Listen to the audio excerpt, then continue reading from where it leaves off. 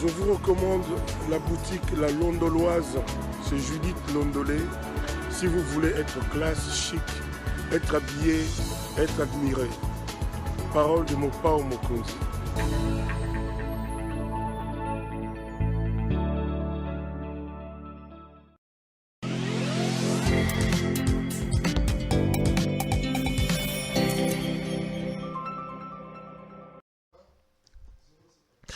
Madame, Monsieur, bonsoir et bienvenue à ce nouveau numéro de l'émission d'Écrit Info, ce magazine d'analyse d'actualité politique, sociale, économique et même juridique qu'on a lancé ici à CPL Télévision. Des questions importantes qui retiennent l'actualité dans plusieurs domaines sont mises sur la table. Nous tentons de les décortiquer en leur donnant un sens, une forme selon nous. C'est d'ailleurs pour ça que chaque matin, quand on commence cette émission, nous avons l'habitude de dire tout simplement que le Décrit Info, c'est le tempo de l'actu selon notre feeling. Ça veut dire notre manière à nous de voir les choses, notre manière à nous de les ressentir, notre manière à nous de les exprimer. C'est donc un magazine d'opinion que j'ai fait dans le cadre de cette émission. Et je crois que nous sommes dans un pays de démocratie. La démocratie, c'est la liberté d'opinion. La démocratie, c'est la liberté d'expression. Chacun de nous peut voir les choses à sa manière. Chacun de nous peut l'exprimer à sa manière. Et ici, je viens justement, moi, M. Claude Péroulouara, dire ce que je pense de telle ou telle autre chose, de telle ou telle autre question. C'est mon avis. C'est mon avis. Et d'ailleurs, j'ai toujours dit que ce que j'ai dit ici n'est pas du tout une parole d'évangile, parce que ça serait assez erroné et prétentieux de ma part que de croire que j'ai le monopole de la vérité. Pas du tout. Je dis ce que je pense. Vous pouvez vous aussi, si vous êtes d'accord avec moi, m'applaudir. Si vous n'êtes pas d'accord avec moi, me contredire. Et nous faisons avancer notre pays, nous faisons avancer la démocratie. Ce qui me chagrine, ce qui me turlupine un peu dans notre façon de faire, c'est le fait que nous ayons décidé, ou certains de nos compatriotes, d'amener les insultes dans le débat politique. Aujourd'hui, le débat politique est tellement en train de se vautrer dans le caniveau parce qu'il y en a qui insultent, il y en a qui racontent des choses qui ne sont pas vraies. Non, moi, je pense qu'on peut diverger tout en restant unis et en faisant des choses correctement. Je suis donc heureux de vous retrouver. Nous sommes encore au mois de janvier. Laissez-moi vous réitérer mes vœux le meilleur. J'avais dit que je le ferais tout le mois de janvier parce que c'était moi dédié donc à la présentation des souhaits. Bonne année à vous, meilleurs vœux à vous tous. Je tiens à vous souhaiter le meilleur du monde et surtout, je le réitère, que cette année vous accorde une très très bonne santé. Je vous présente vraiment le vœu de santé parce que avec la pandémie mondiale, les dégâts sont innombrables. Il y a nous tous ici, on a perdu des proches, on a perdu des connaissances. Ça fait tellement mal avec cette affaire de Corona. Protégez-vous. Et que Dieu vous accorde une très très bonne santé. Prenez de bonnes décisions, mettez-vous au sport, à la marche, à ce genre de choses-là. Prenez de bonnes résolutions pour cette année et je veux vraiment vous retrouver en parfait état et ça fera une très très bonne chose. Je suis donc heureux de vous retrouver dans le cadre de cette émission, les amis. Et vous avez vu mon thème, je voudrais, c'est d'ailleurs une promesse hier, dans le décret qu'on avait fait hier. Il était question qu'on aborde deux questions, mais nous avons été dans l'impossibilité de finir la deuxième question. C'était la question des erreurs que l'UDPS est sur le plan, à mon point de vue, de faire dans le cadre de l'affaire des Kabound Gate. J'aborde cette question, je parle un peu légèrement aussi de cette affaire des Trans Academia, et puis voilà. Mais je ne veux pas déroger au principe. Vous connaissez le principe de cette émission. Cette émission ne commence pas sans pour autant réserver les premières minutes à la situation sécuritaire dans l'Est de la République. J'ai pris l'engagement devant vous tous, mes chers compatriotes, mes chers internautes, parce qu'il n'y a pas seulement des Congolais de la RDC qui me regardent. Je reçois des appels de Gabonais, je reçois des appels des Brazzavillois, je reçois des appels de beaucoup de pays. Il y en a même qui m'appellent à partir de Kigali, qui aiment le travail que nous faisons. Donc quand je dis compatriotes, comprenez que je parle des compatriotes, non pas en termes de mon pays, mais compatriotes en termes de CPL. Nous avons notre petite patrie qui s'appelle CPL Télévision, et nous tous, abonnés et amoureux de cette chaîne, nous sommes nos compatriotes, nous formons une famille. J'avais dit que c'est tout à fait anormal, c'est inexplicable, et à la limite même irresponsable de notre part, nous Congolais, que nous ayons des situations aussi dramatiques dans la partie est de notre pays, mais que nous donnions l'impression que c'est loin. Dans l'imaginaire collectif de certaines personnes, ils ont l'impression de croire que l'Est de la République, c'est la case du voisin. Non. Je l'ai dit et je réitère ce que j'ai toujours dit, l'Est de la République se trouve bel et bien en République démocratique du Congo.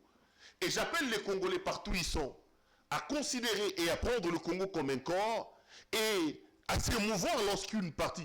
Le corps, quand une partie est malade, c'est tout le corps qui est malade. Nous ne pouvons donc pas être insensibles. Nous ne pouvons pas être silencieux quand on sait qu'une grande partie de notre pays vit des situations d'insécurité. Des femmes sont encore, à l'heure où nous parlons, violées. Des familles sont massacrées. Des gens sont tués dans l'Est de la République. Et nous, ici, on se contente des bureaux climatisés, on se contente de rouler avec cortège, parfois détruire les pneus des gens. On est en dehors de là où nous devons être. Le vrai problème que nous avons au Congo, moi, je constatais que nous ne posons pas de vraies questions. Et j'ai toujours dit, et que ce soit aux dirigeants, que ce soit à nous tous, lorsque le diagnostic n'est pas bien posé, vous ne pouvez pas apporter une sorte de thérapie qui peut guérir. Nous ne nous posons pas de bonnes questions. La conséquence, elle est là. Surtout depuis que l'UDPS est au pouvoir, vous allez constater que la plupart des solutions que l'UDPS, dans le cadre de sa gouvernance, apporte, sont des solutions conjoncturelles. Balali balamuki, bake basombi bampiodi, oto sa bampiodi. Et si mbite $1 million selon Mike Mukiba ya lobaki yangawa, et bimi bake basombi bampiodi bandi goteka. Mendeko. Au goteka bampiodi de mois de janvier. À tout égard aussi dans le mois de février et dans le mois d'avril. Nous décidons de faire de l'État désormais un commerçant. Si nous voulons que le Congo, l'État devienne un commerçant, alors mettons en place des structures. Non. La conjoncture l'impose. On prend des décisions populistes et des mesures qui ne tiennent pas. Bolali Bolamouki, 0 trou. Bolali Bolamouki, 100 jours. Donc, on prend des choses comme ça, sans pour autant réfléchir de manière structurelle aux solutions idoines qu'il faut apporter. Et la conséquence est là, remarquez, la plupart des projets lancés depuis que l'UDPS est au pouvoir, si pas tous les projets, n'aboutissent pas. Les Lotolali Tolamouki Babimisi a fait 145 territoires. J'ai fait une émission où j'ai exprimé mon doute sur cette affaire-là. Tolali Tolamouki Transacademia, je vais d'ailleurs en parler un peu. C'est-à-dire que les gens ne se posent pas les vraies questions. C'est-à-dire qu'on ne fait pas de bons diagnostics. Moi, donc, j'avais décidé, dans le cadre de cette émission, de réserver les premières minutes à la situation sécuritaire dans l'Est de la République. Occasion pour moi, tout simplement, de lancer l'alerte. Je refuse ce silence coupable de nous tous. Je refuse ce silence complice de nous tous. Cette inconscience, cette irresponsabilité qui prend corps dans notre imaginaire. Non, j'avais dit, Perrault, il faut lancer des appels. Il faut aider ton pays.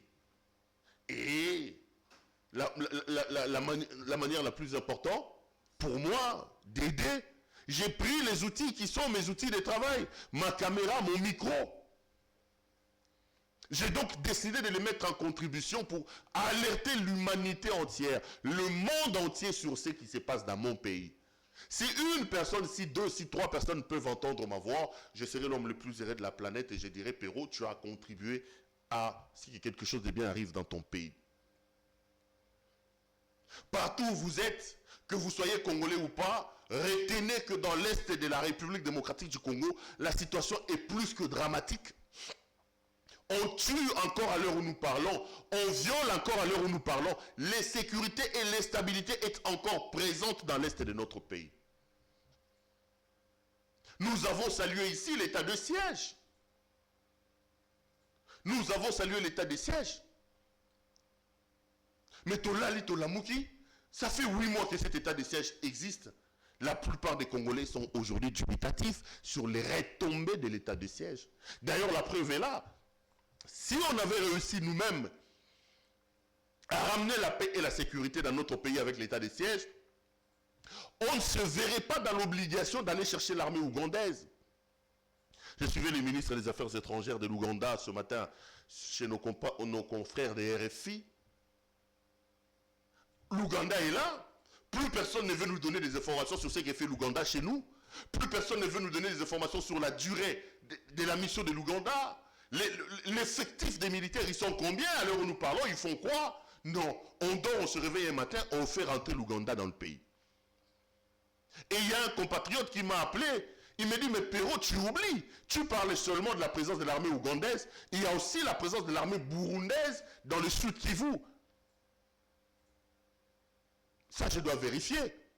Je ne le confirme pas. Mais ces téléspectateurs-là m'ont envoyé un texto, je vais peut-être les lire aussi, en affirmant effectivement que dans les hauts plateaux de Minembwe, l'armée burundaise serait rentrée. Ça, je suis vu aussi sur RFI, qui confirmait que on voit des colonnes de militaires burundais traverser chez nous, mais notre gouvernement n'a pas communiqué là-dessus, donc je ne peux pas affirmer, je ne peux pas infirmer cette information, mais il y a quand même ce genre de bruits qu'on attend à gauche et à droite.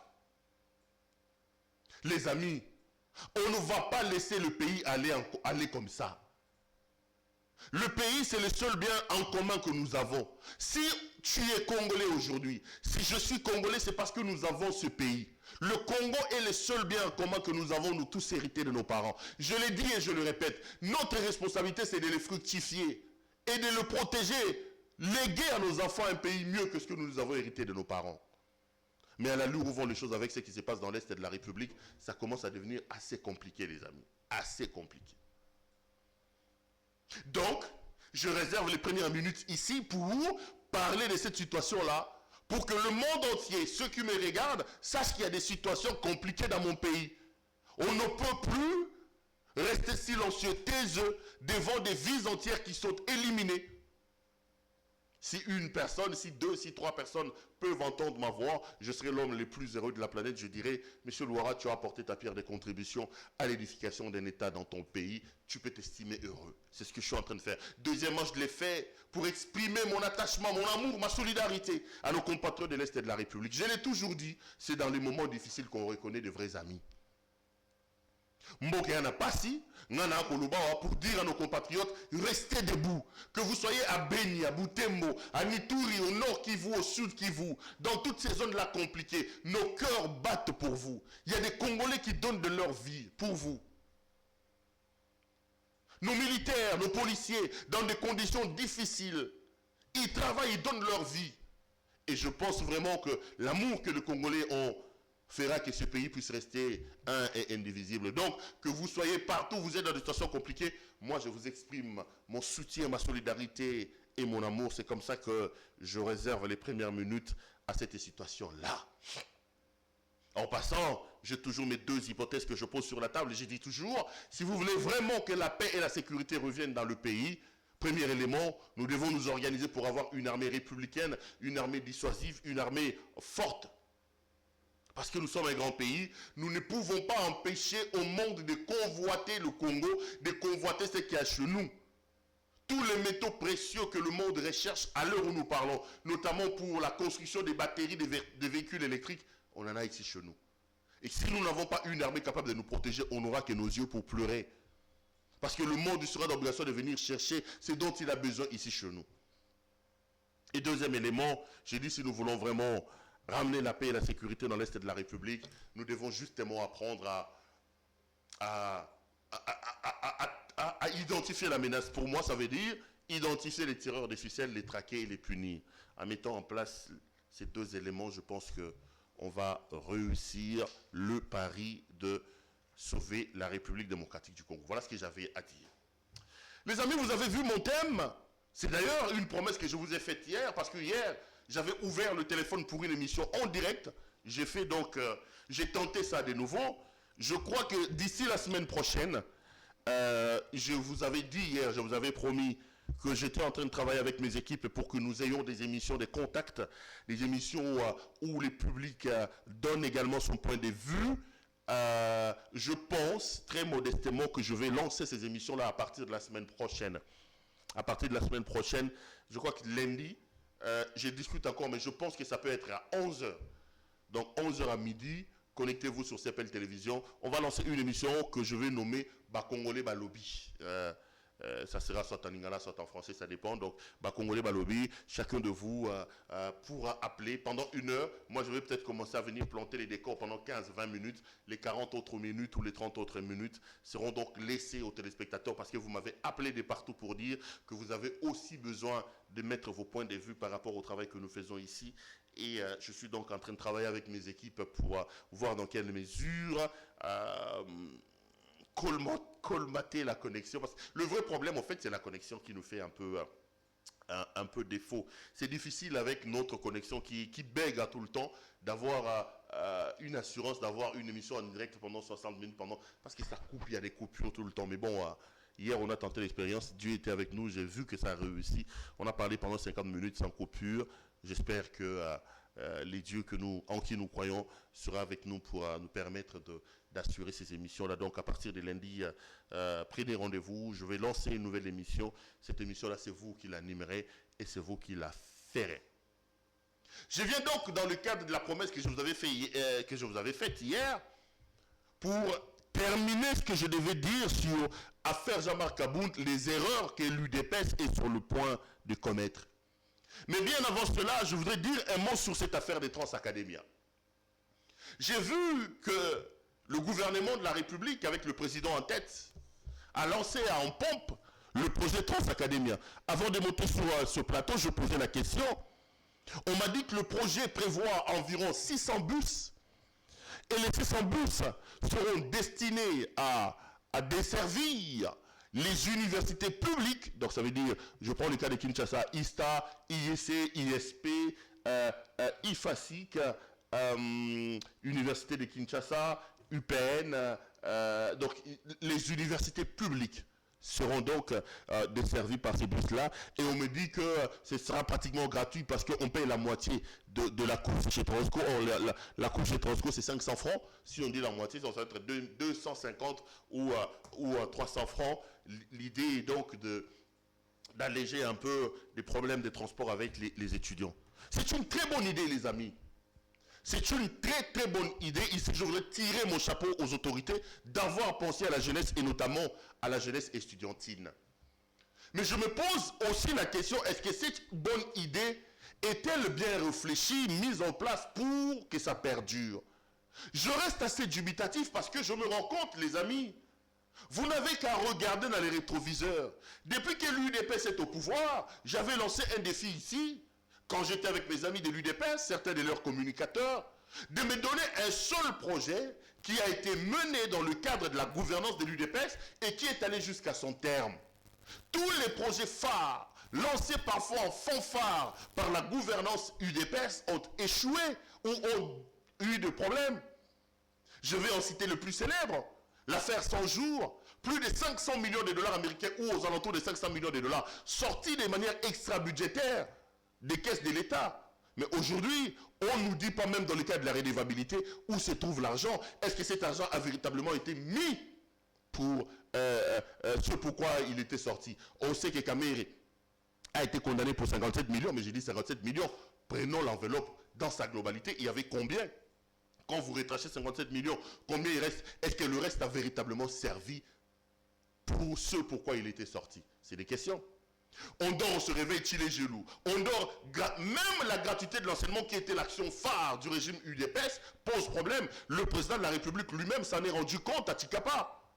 Le public a rappelé à son président qu'ici nous ne vivons pas la gratuité. Le président a voulu sauver la face en disant non, la gratuité dans les écoles publiques, non. Le public a rappelé au président, même dans les écoles publiques, il n'y en a pas. Donc même la gratuité commence à poser problème. Alors que c'est une décision constitutionnelle que le président de la République a décidé tout simplement de mettre en branle. C'était une bonne idée. Mais ça a été mis en place de quelle manière? Ici, nous sommes maintenant là en train de voir l'affaire Transacadémia. À côté de Transacadémia, il y a un autre projet qu'on veut lancer, le projet 145 territoires, sur lequel je ne crois pas non plus. J'avais donné mes arguments sur la question. On nous a dit que Transacadémia, c'est 600 bus. Et actuellement, on nous parle des 100 bus, les amis. Nous connaissons comment les bus arrivent ici dans le pays. Nous connaissons, quand les bus arrivent, on en fait une large communication. Les bus viennent en file indienne, tout ça. Les 100 bus qu'on nous présente, qu'on nous dit, dans le cadre de Transacadémia, et son mama qui mukolo nini, et kotaki na Congo mukolo nini, comment des gens qui passaient mukolo nini? Moi je reste un peu, Sur ma soif, je veux savoir. Parce qu'on dit qu'il y a un premier lot de 100 bus. Où sont-ils ces 100 bus-là? Dans la cérémonie du lancement, je comptais, il y avait une bonne dizaine de bus, je crois une douzaine ou une dizaine. Peints en motif Transacadémien, heureusement qu'ils ont compris, parce qu'au départ, ils avaient mis l'effigie du président de la République, un peu pour faire encore les Djalelo, alors que le président n'en a pas du tout besoin. La meilleure façon d'aider son excellence Félix Antoine Tshisekedi, c'est de ne pas se transformer en laudateur par rapport à ce qu'il fait. Le président Tshisekedi ne gagnera pas si autour de lui, il se fait entourer de laudateurs et de dialolistes. Des voix discordantes comme la mienne ici, capables de dire ici, monsieur le président, je pense que vous aurez pu faire comme ça, ce sont ces voix-là qui peuvent aider le président de la République. Non pas parce que nous voulons vendre en noir notre président de la République, non.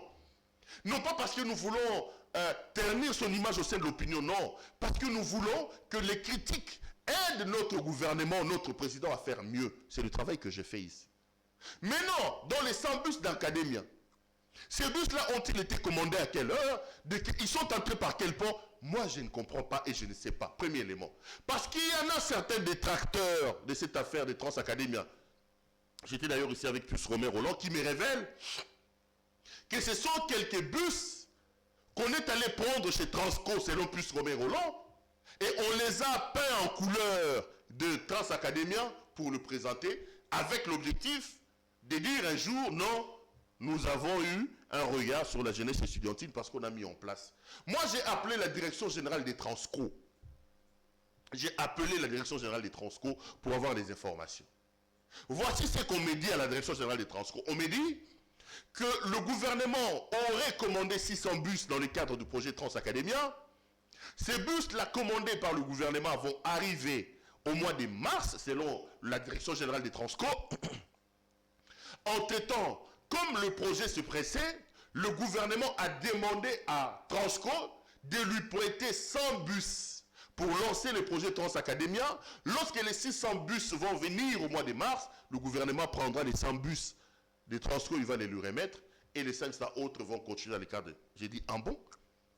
Transco qui a des problèmes, qui circulent ici, avec des bus pratiquement en lambeaux. Transco qui est aujourd'hui une entreprise pratiquement en faillite, qui a des problèmes pour payer son personnel. Transco avait dans son magasin 100 bus en réserve. J'apprends. J'ai posé la question à la direction, j'ai dit j'apprends. Donc, vous voulez nous dire que Transco avait 100 bus en réserve? Tant mieux. Tant mieux. Et je me suis même donné le devoir d'aller moi-même dans les entrepôts des Transco pour regarder et certifier. En clair, Transco dit avoir prêté au projet Transacadémia 100 bus en attendant que les 600 bus qui seraient commandés dans le cadre de ce projet-là arrivent. Le montage, il est quand même assez compliqué. Le montage, il est quand même assez compliqué. Ceux qui mènent des actions et des projets, aidez notre président de la République. Aidez notre président de la République. Vous êtes autour du président de la République pour l'aider. Vous êtes autour du président de la République. Parce que si vous aidez le président de la République et que le président réussit son mandat, c'est nous les Congolais qui serons les grands bénéficiaires. Parce que ceux qui ont bus Transco, et que le non, le papa n'a pas Fayoulou, le papa n'a pas Katumbi, le papa n'a pas Bem. Non, non, ce seront tous les Congolais qui vont prendre part à ces bus-là. Ceux qui couraient Bongi Lelo, et que le non, non. Non, nous tous on sera bénéficiaires. Donc, aidez le président. Je suppose seulement que les gens ont suffisamment réfléchi autour de ce projet de Transacadémia et qu'on ne va pas encore entendre de choses. Mais moi, je vous donne les éléments qui sont à ma disposition, qui me laissent quand même assez pantois sur ces projets-là. Mais bon, bénéfice des doutes, attendons jusqu'au mois de mars et voyons si effectivement les 600 bus qui seraient, selon la direction générale des Transco, commandée par le gouvernement, vont arriver et on va voir comment ça va se passer. Les amis, Jean-Marc Kabound, à l'heure où nous parlons, n'a toujours pas déposé sa démission. J'ai suivi une petite vidéo de Kabila qui circule depuis hier dans les réseaux sociaux. C'est 30 secondes ou 29 secondes. Kabila dit qu'on a dit des choses, tout ça, ça revient sur le président de la République. Et à la fin, il dit, le président c'est le chef, j'assume. Moi, Kabila, j'assume. Cette vidéo-là est un peu virale. Depuis le matin ou depuis hier soir, sur les réseaux sociaux, on voit Kabila dire que j'assumais. Non, mais nos amis de l'UDPS doivent peut-être s'inspirer de ça. Kabila n'est peut-être pas un modèle, mais la gestion de l'UDPS nous a démontré que l'UDPS non plus n'est pas un modèle. Si il fallait faire partie Kabila pour prendre l'UDPS, la plupart des Congolais posaient la question, lançaient un sondage, accepteront à l'heure où nous parlons que Kabila reste en place. Il faut à un moment donné savoir s'assumer. Jean-Marc Kabound était seul chez lui à la maison. Personne n'est venu lui braquer une arme pour lui dire « Monsieur, tweetez ». Il a pris son téléphone ou son PC seul. Il a fait un tweet dans lequel il annonçait sa démission. Mais ça fait 2-3 jours. Monsieur Kabound, vous en êtes où avec votre démission? Il va falloir assumer. Batinda qui ont annoncé démission. En plus, Kabound démissionne pour des raisons qui lui sont propres, mais il est fautif.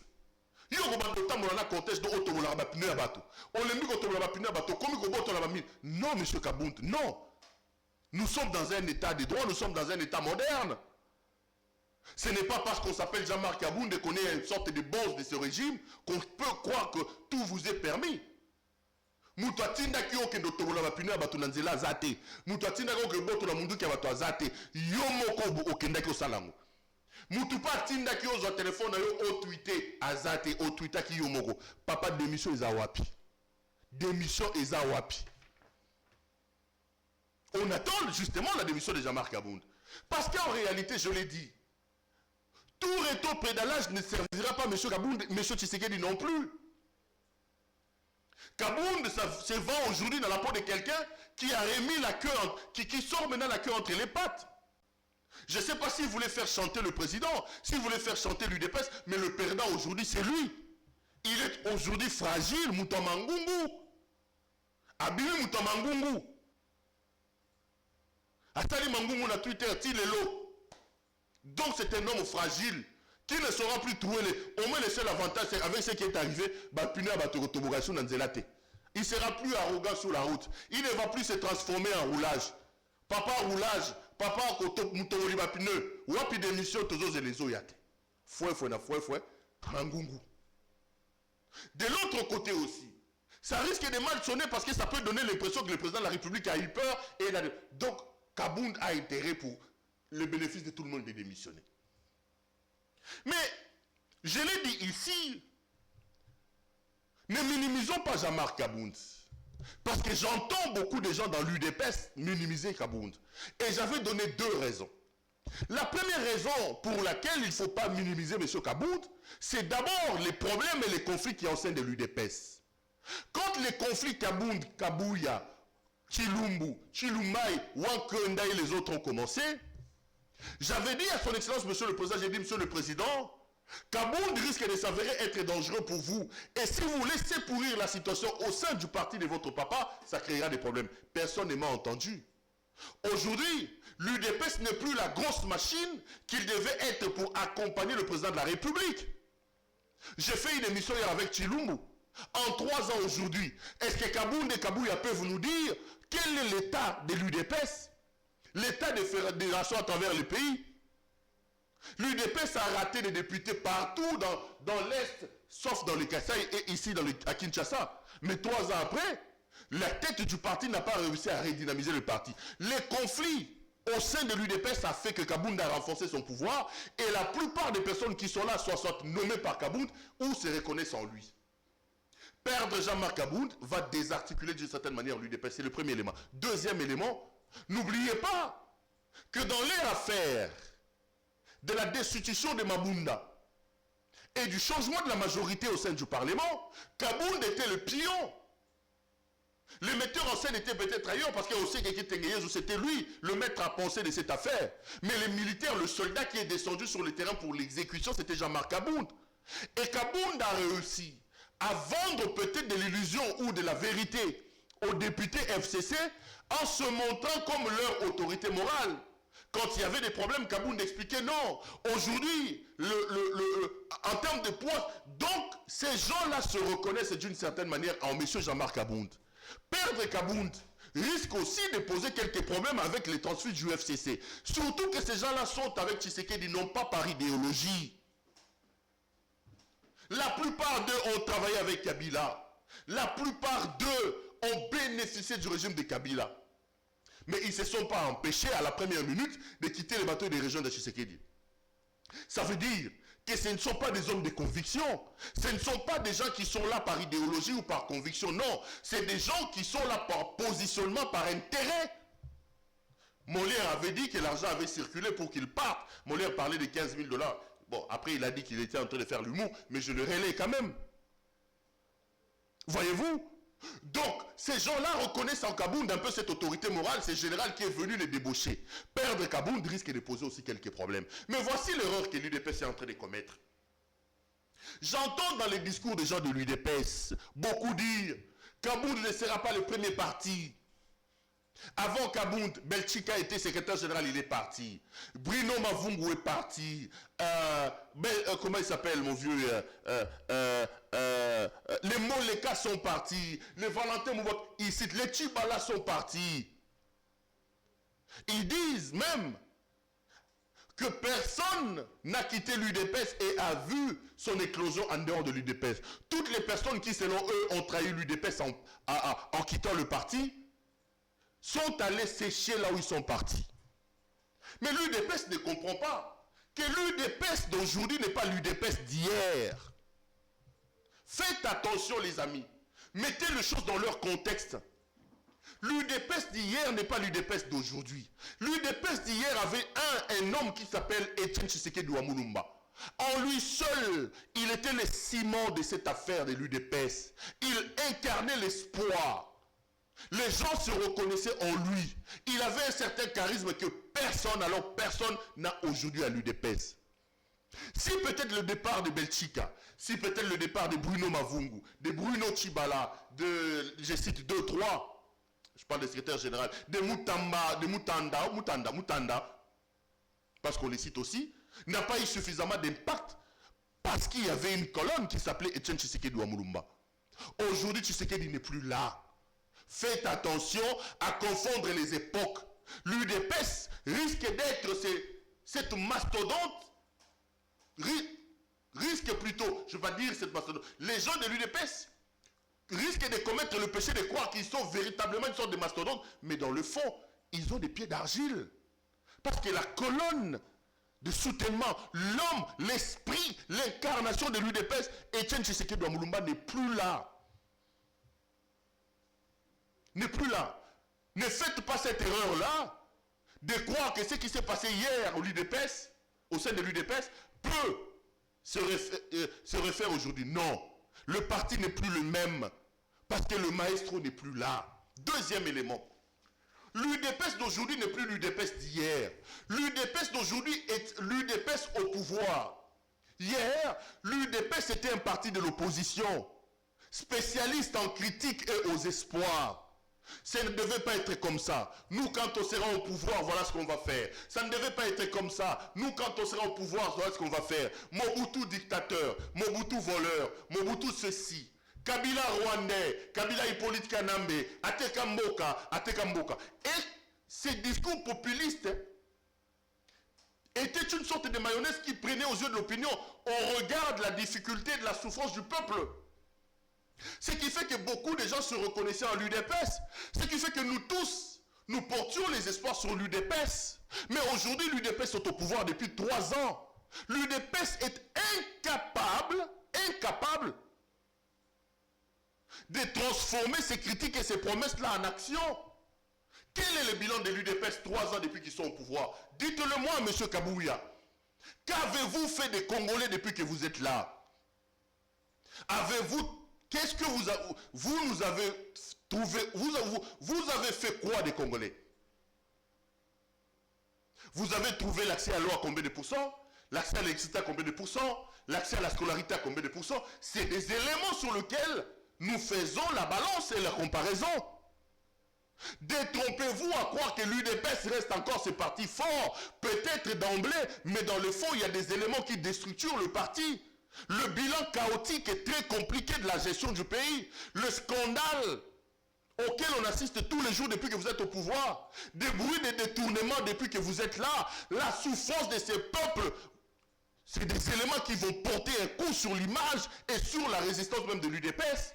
Croire que vous pouvez vous séparer des Kaboun, comme vous l'avez fait avec Belchika, comme vous l'avez fait avec tel, et que le parti va résister, vous vous trompez, messieurs. Je crois que ça, c'est une erreur.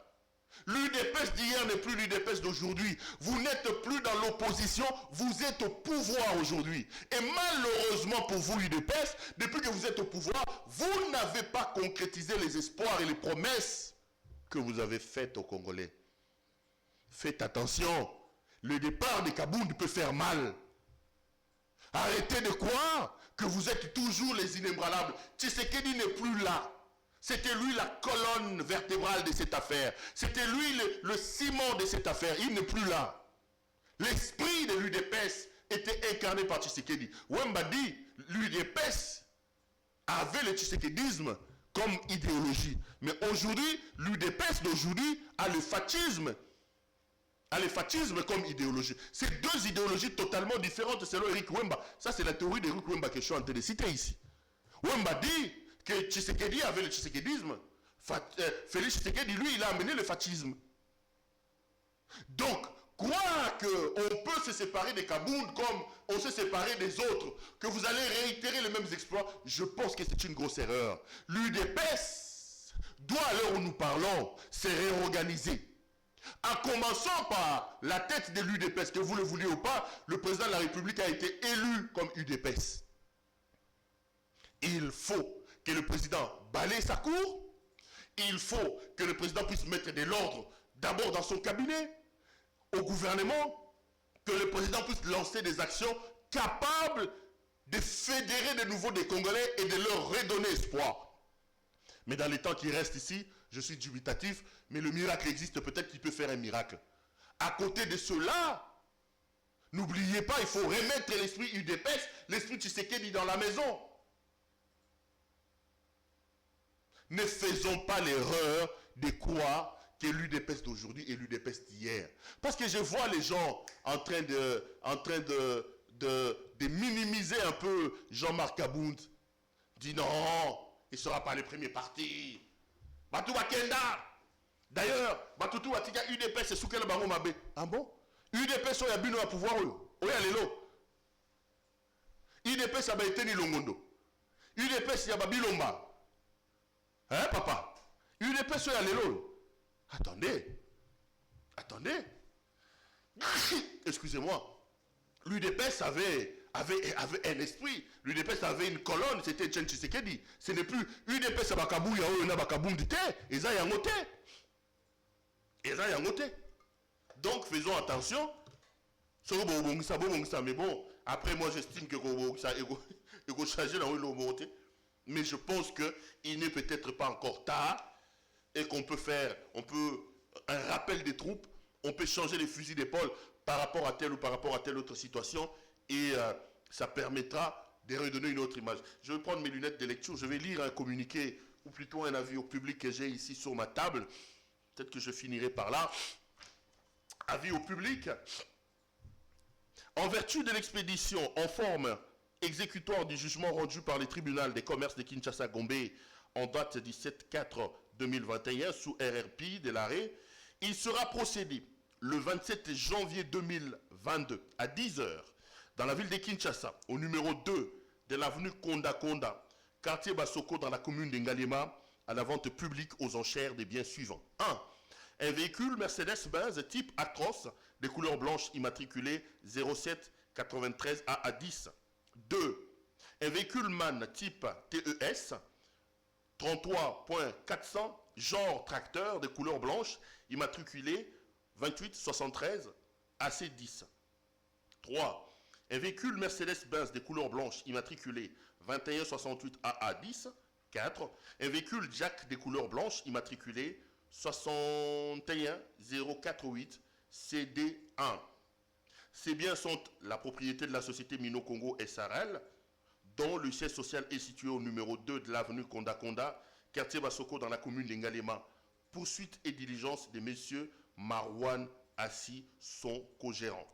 Pour tout renseignement complémentaire, prière de contacter Maître Jacques Badibanga Somba Mania, huissier de justice et officier public, et ministérielle dont l'étude est située au croisement des avenues des Huileries et Isangui, numéro 166, premier étage, immeuble Moto-Feu dans la commune de Kinshasa, ville de Kinshasa, République démocratique du Congo. Ainsi fait à Kinshasa le 12 janvier 2022, officier public et ministériel, maître Jacques Badibanga Soma Mania, huissier de justice.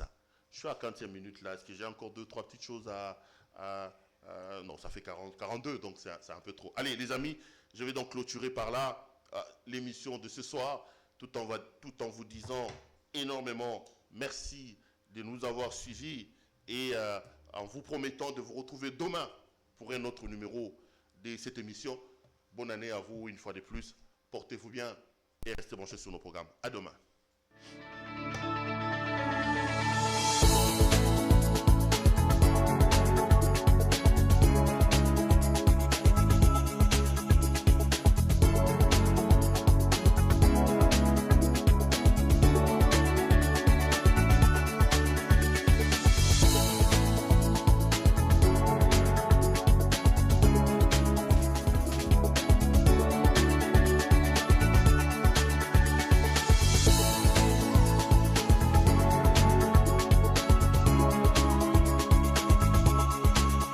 Je vous recommande la boutique La Londoloise, c'est Judith Londolé.